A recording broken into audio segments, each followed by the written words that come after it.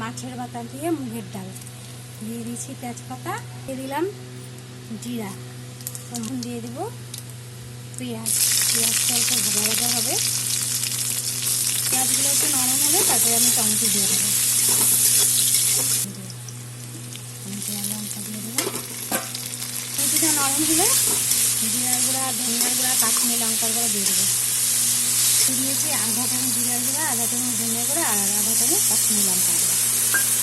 আর দিয়ে দিলাম মাথাটা, সব একসাথে এখন আমি কষাবো। মাথাটা আগে থেকে ভিজে রেখেছিলাম, সব একসাথে আমি কষাইয়ে তারপর ডালটা দিয়ে দেবো। আর নিয়ে নিয়েছি আমি একটা মিডিয়াম সাইজের কাপে 1 কাপ মুগ ডাল। মুগ ডাল আমি আগে থেকে সিদ্ধ করে রেখেছি, এটা পরে দিয়ে দেবো।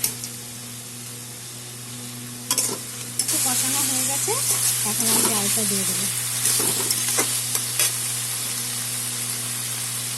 এর মাথা দিয়ে মুগের ডাল। এখন হলুদ দিব, অল্প লবণ দিব আর চিনি দেবো।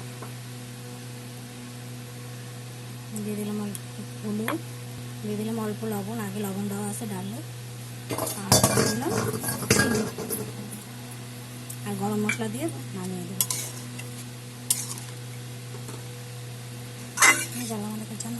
আমার মাছের মাথা দিয়ে ডাল ফুটে এসেছে, এখন আমি গরম মশলা দিয়ে বন্ধ করে দেবো।